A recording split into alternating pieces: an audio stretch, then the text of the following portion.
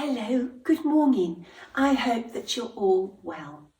I'm on the mend and I am anxious to resume my normal life. I'm now testing negative, so I can start picking up the reins and getting back into a normal routine. Gosh, it was so frustrating in the week. There were so many things I needed to do and I wanted to do and I couldn't do.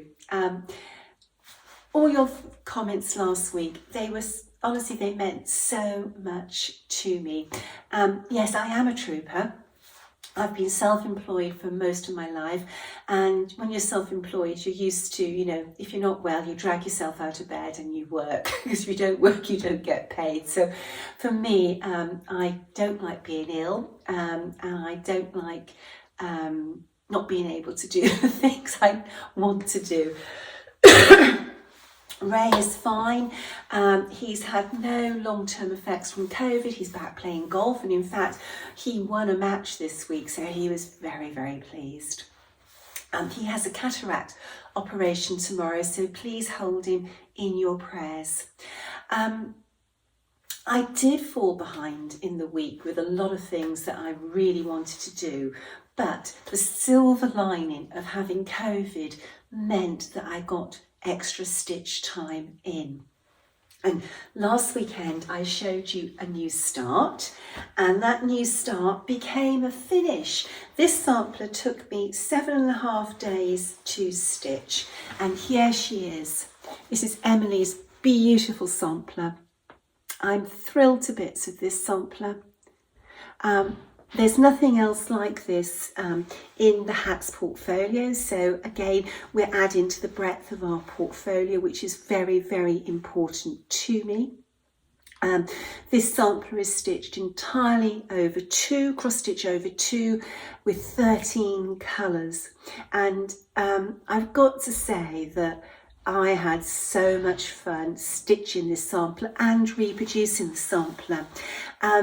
I love crosswords, I love jigsaws, Sudokus, code words, anything where I've got to sort of have a mental challenge. And when you stitch geometric border patterns, it is a mental challenge. I always like to work out the most economical way to travel with my needle. And this sampler kept me company in a week where I couldn't see anybody else. I missed my friends. This sampler, I stitched this on Tabby Cat Linen, Cat's Whiskers, and it's a beautiful clean colour, and it's really highlighted the colours in this sampler. It's allowed these colours to breathe and to burst forward off the linen. Really, really pleased with that. Now, a finish means a new start, and here is my new start. It's a little design that I put together in the week for my spool stand. I've shown this in an earlier video, and I wanted to have 3 little designs on these spools that work as a trilogy, and I decided to design that myself. And I decided to go for red because that's my favourite colour, and this is the first of the 3 little designs. I'm very pleased how this is looking. I wanted to use a geometric pattern, and I think that works very well as you turn the spool. On each of the 3, I'm recording a little bit of information about myself. This one has my name, and the second and third one has my date of birth and where I live. I don't know which order I'm going to display them. I'll play around with that. Each design is exactly the same size because the 3 spools are the same size. They follow the same layout, but the patterns and the information are different on each one. Very, very pleased with how it's looking on the creme brulee linen. This is one of my favourite linens. Michelle of Tabby Cat Linen does a beautiful job on grunging this linen, and although these stains look very, very bold, when you actually stitch on them, they fade into the background and they push the design forward. Very pleased with that, and I'm looking forward to finishing that first one and working out how I'm going to put that onto the spool. I have in my mind how I'm going to do it, but we shall try when it's finished. Excuse me.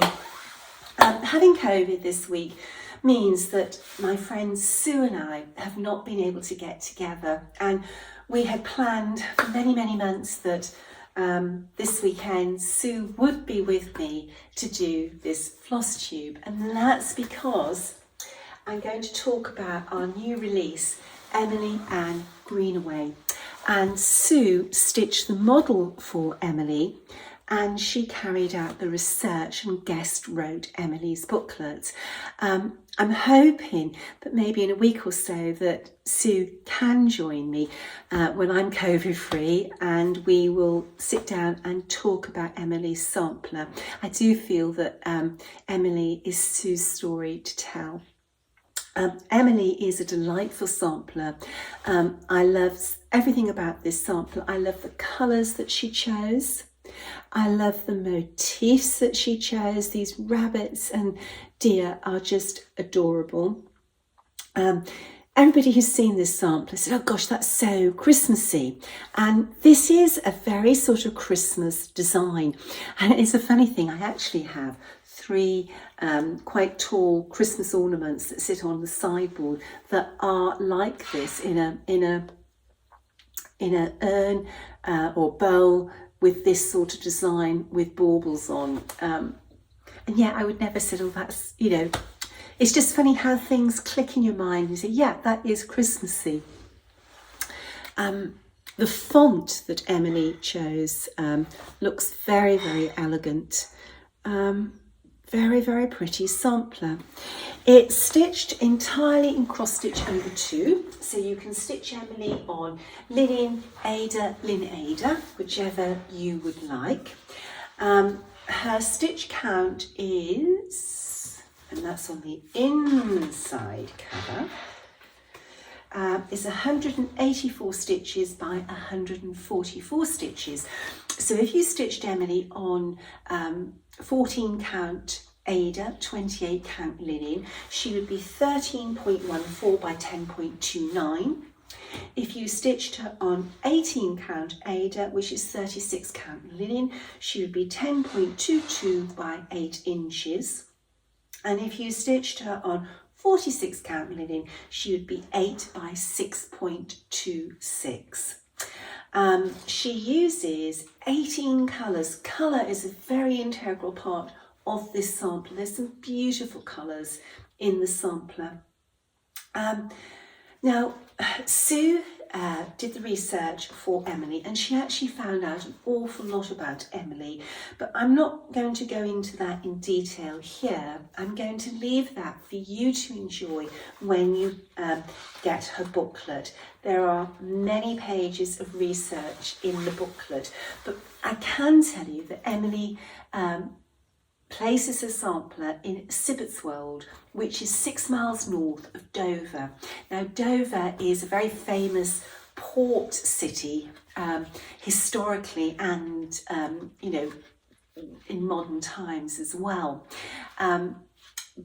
Dame Vera Lynn sang about the White Cliffs of Dover in World War II.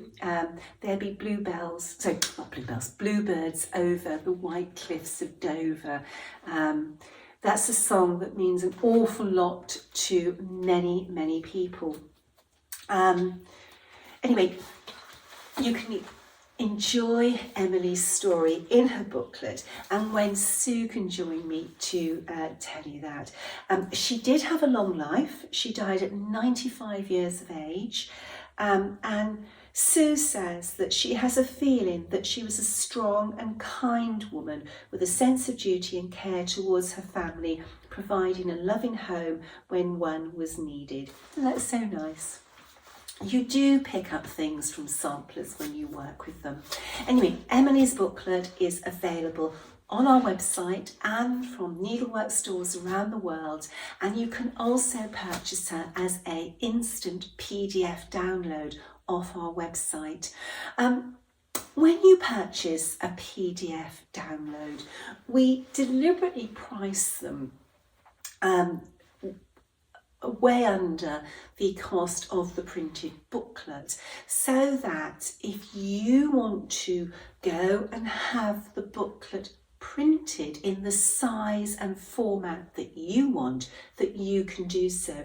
I understand that there are people who like to go into, in this country it would be like a Staples, which is like an office supply, and you can give them a digital file and they print it off and they can spiral bound it, or finish it off in a different way for you. With our PDFs, they're all done for letter size, and you can blow those up or reduce them. So with having booklets and PDFs, everybody, there's something there for everybody. If you don't like colour charts, the PDFs have black and white versions. You can print a black and white version. If you don't like A5 size, you can print a letter size with the PDF. And there is, a difference between the prices to cover the cost of that printing. But of course, the wonderful thing about PDFs is that you can stitch off your iPad or your phone. And I know that more and more people are trying that and loving being able to stitch off their phone or their iPad. It's a very convenient way to stitch, and you can blow things up. And when everything is on one page that you can just blow up and up and up as big as you want, you don't have any overlaps, and that makes a huge difference when you're stitching.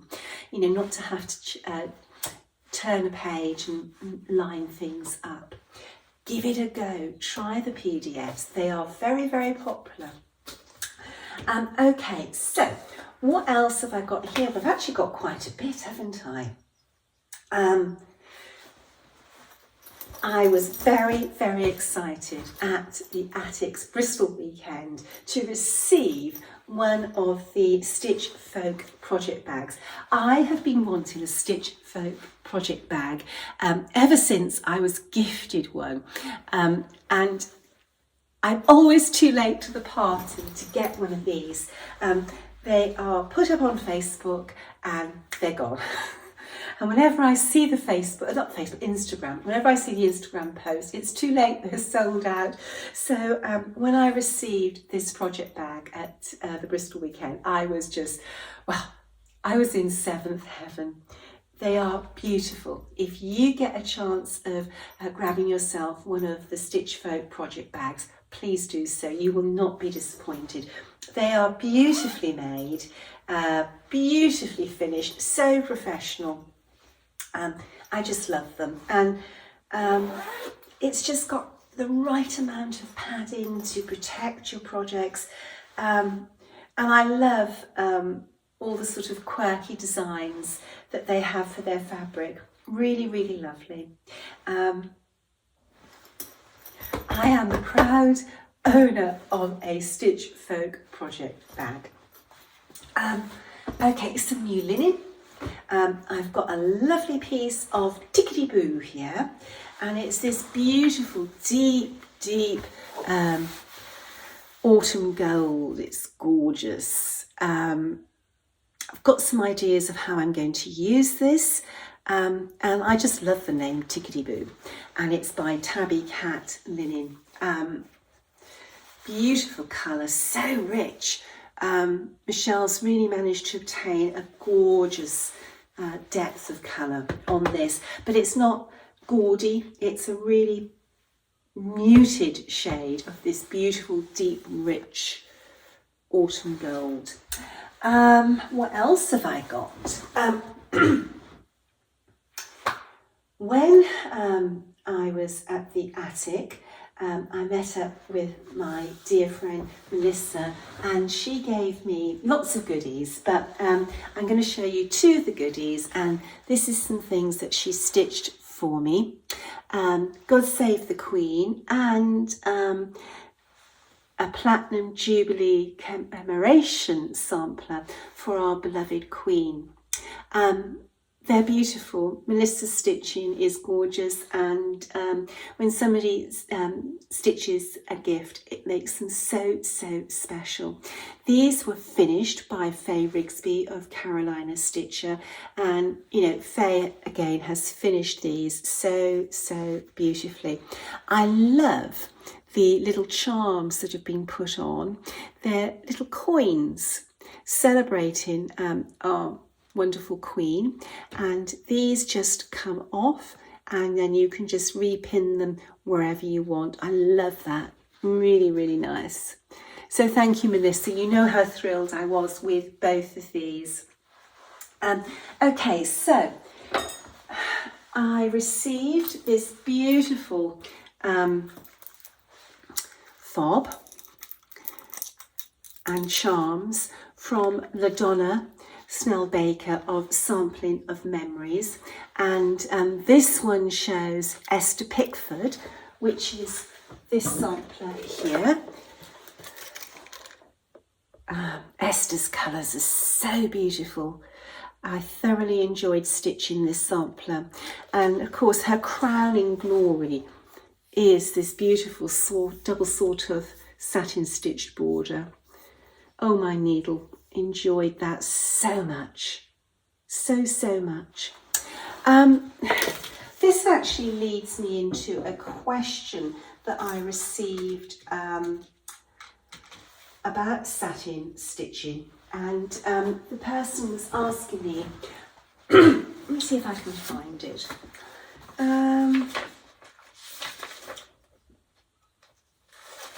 This was actually relating to the sawtooth border on only one rose, but she was asking me how you count how many threads that you go over. Well, I'm going to insert a photograph here of the sawtooth border on only one rose, and that one is 65432. And if you think of 6 as the same space that 3 cross stitches occupy, so if you want to work it out in squares, it goes 3, 2.5, 2, 1.5, 1, and then it goes back up. I hope that makes sense. She also would ask me about the number of strands of floss to use on that section. When you satin stitch, I personally find that satin stitch always sits better if you use one strand of thread and make multiple passes. Now, the number of passes that you make will depend on the counter fabric that you're using and the type of thread that you're using. You want to judge it by eye. If I was doing a sawtooth border, I would work my way through with one strand, and then I would work my way back. I might add just one here and there, or I might add one to every single one. I might add a third one if I was trying to cover a slab. With needlework, nothing is written in stone. You have to be in tune with your needle and listen to your needle and your eye. You should stitch with your heart, your head, your eye, your needle, and it all comes together. You know, you cannot say you have to put 2 strands in this particular spot. You have to judge it as you are stitching. And with satin stitch, don't stitch, say 2 or 3, then go back and stitch more, because what you'll find is it'll be clumpy as you work your way through. Work your way through evenly once and then back. It will make a difference. Okay, should we do questions or shall we do goodies? Let's do some questions because I'm very conscious that people have been waiting a little time for this. Somebody asked me about washing soie d'Alger. I can't comment on that. I've never washed anything other than when I spilt tea on Dutch Beauty. If you want to test something, then I would suggest that you stitch some stitches out on a piece of scrap linen and then wash that to see how colour fast it is. Somebody asked me about cutting linen. They bought an entire yard of linen and then was nervous about cutting it and asked about whether to pull a thread. Well, if you're working on, say, 28 count to 40 count, it is easy to pull a thread and then cut along that. If you're stitching on 46 and particularly 56 count, it's not so easy to pull a thread. You have to literally unpick a thread. When I'm cutting my 56 count linen, I put my strong glasses on, I switch my LED light on, and I sit with a pair of scissors and I cut along by eye, cutting along a thread. When I used to stitch on 36 count, I used to pull a thread. It was easy to pull a thread on 36 count. When you are cutting up a yard of linen, you don't want to waste any of it. Linen is expensive, and getting a straight line first time will enable you to get the most out of that yard of linen. Okie dokie, one more question.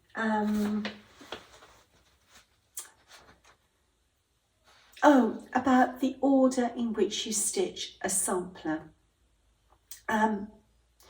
My favourite is top left hand corner, but there's nothing wrong with starting bottom right corner or in the middle of the sampler. You should start where you feel comfortable. When I first started and I was stitching Moira Blackburn, Moira always said to start in the middle of the sampler. So you used to get your linen and you used to fold it in half and then half again, and that point gave you your centre. So you'd stick a pin in that, and then when you opened it, you knew your centre was there. I went wrong once doing that, and I had the orientation of my linen the wrong way round, and it was a very close call to fitting it all in. After that, I sort of learned to check the orientation of my fabric, and then I started to stitch top left. To me, top left feels more natural, probably because that's the way we read, from top left. I stitch two-handed, and I find that my needle probably does work better if I'm top left, if I'm stitching across this way rather than stitching back that way. It's just naturally how my hand and eye works. Occasionally with a design, I will start from the bottom. It might be there's something at the bottom and I just can't wait to stitch. But normally it is top left hand, but there is no right or wrong way. Start where you feel comfortable. Like, I wouldn't start sort of like third way down, halfway across. It's either middle or your corners.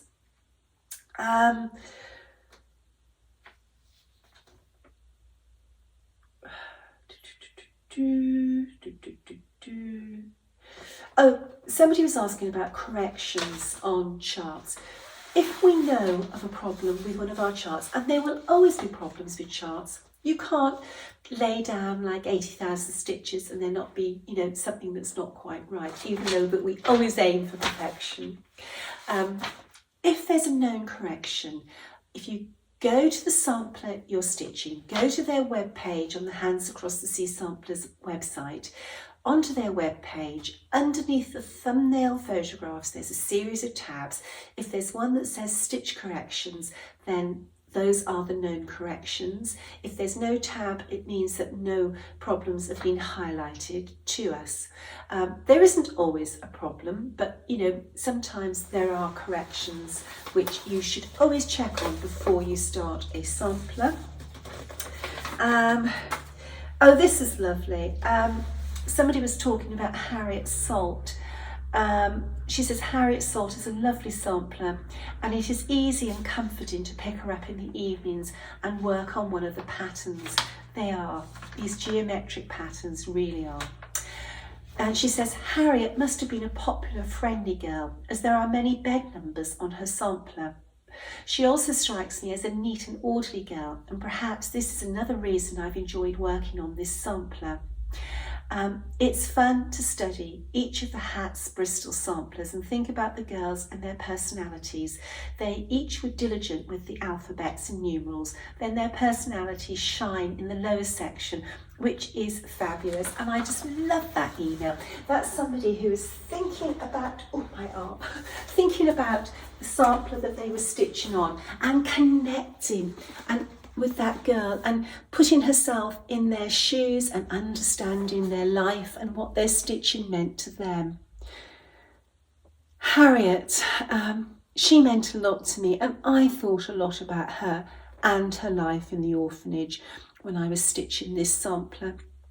I stitched Harriet when I was travelling, and I stitched on her in many beautiful places, including Nashville, and where did we cruise at? We flew from Nashville, I think it might have been, oh yes, we were staying in this fabulous hotel before we went on a cruise, and I was there on the veranda stitching, looking at this beautiful Caribbean sea scene, and then on the cruise ship, and I was thinking, look at me.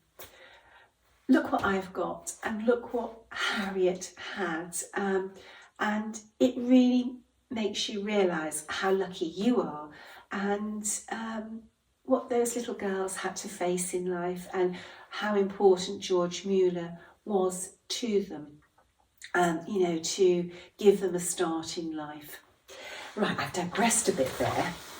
Anyway, I loved this lady's words, and it was so nice to see that she was thinking about Harriet and those girls as she was stitching. The Millennium Frame is the next question, and about the floor stand. This lady, she uses a recliner, and she wanted to know if the floor stand would go under the recliner and if she could stitch in a recliner. I don't have a recliner, and I've never stitched in one, but the Millennium Frame floor stand, the feet are very shallow, so they will slide under very sort of small spaces. But whether you can stitch lying back in a recliner, I don't know. But, with Needle Needs, they do have the table and lap stand, which you can use, that might work better in a recliner. I'm sorry, I couldn't give you a better answer on that. I like to sit upright with my back well supported in the chair, and that's why the stand works very well for me. I can pull it up. Okay, let's have a look at some more goodies. This is another item that I bought from Danielle Craft Shop on Etsy. It's this beautiful chunky squat spool that you can put your scissors in, and I love this. I love how solid it is, and it looks fabulous on my display near my sewing chair. I've got to design something to stitch to put around this, and I've also got to decide what colour that's going to be. I'm not sure at the moment. We shall see. There are so many lovely things in Danielle's Etsy store. I'm working my way through slowly. When I was at the attic, I was given this beautiful gift, and I was so excited when I opened it.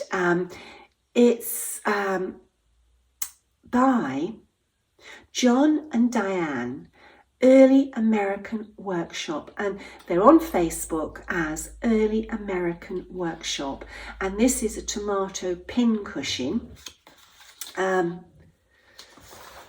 There's their little card, and it was just beautiful. I love anything shaker, but it went ding dong in my brain because I have this beautiful shaker box, and this is a perfect match for this shaker box. So my tomato pin cushion is now sitting with this shaker box. So lovely.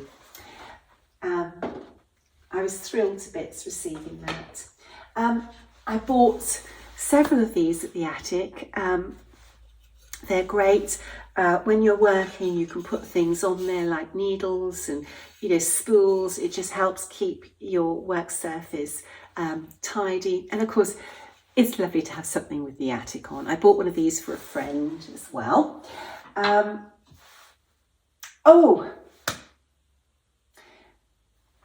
Natty pins. I posted last night that my friend Sue, Minnie McBean's Needlework Fripperies, had opened her Etsy store. Well, I think she sold out very, very quickly, and I'm sure that Sue's going to be very busy making more stock for her Etsy store. Sue also has 2 retail outlets in the US, and that is Hobby House Needleworks and the Attic Needleworks as well. But she is hoping to get this Etsy store up and running, but everybody keeps on buying things as fast as she can produce them. With the Natty pins, when I'm not wearing mine, I like to have mine on my little sewing case. So there's my Natty pin, and I know I say this all the time, I love the pretties. I love opening this up and seeing all these on here, and I do use all of these. They're wonderful. So, you don't have to wear your Natty pin. You can display your Natty pin. And also, one of the other lovely things is to stick them in your pin cushions as well. And again, that makes them on display all the time, rather than just when you have the lid of your sewing case open. So what you can do is you can just stick these in your pin cushion, and you can just have them on display that way. It takes ages to dust in my house with all my little bits and bobs. But I like to use my scissors a lot. I do vary up my scissors. So I do actually, I do use them a lot, so they don't get quite so dusty as they might if they were just stuck there on the side. What else have I got to show you? Oh, needles. I go through a huge amount of needles. One, because I use size 12 short beading needles to stitch with Soie 103 and Safine. And because they're so small and so fine, you actually do go through them very, very quickly. So I might use several needles per project. On the John James website, you can buy needles in bulk, and buying a pack of 1,000 needles actually works out an awful lot cheaper than buying, a pack of 10 or 12 or 25 or whatever. So have a look at the John James needles and the bulk buys on their website. You can save yourself a lot of money on needles that way. Okay. Oh, did you see that post I made of Linda stitching Mary Hilliar? Mary Hilliar is our latest Bristol sampler. The original Mary was stitched on something very close to 80 count. So Linda is stitching her Mary Hilliar on 40 count over 1, which will equate to the same size as 80 count over 2. Linda says that she is loving every single stitch. The photographs I've seen, the sampler looks amazing, and I can't wait to see Linda next month and actually see what will probably, knowing Linda, be her finished Mary Hilliar. Linda and I are meeting up in London. We're travelling to the Attic Summer School together, and I'm looking forward to that visit with Linda. You don't stop laughing, and we have these amazing conversations, mostly about needlework, but she's a fabulous travel companion. Okay, now I do think that's about it. I've probably been talking far too long. There were other things I wanted to tell you about, but COVID brain is lingering. I might remember them and tell you next week instead. Okay, until next week, stay safe, stay well. Bye-bye.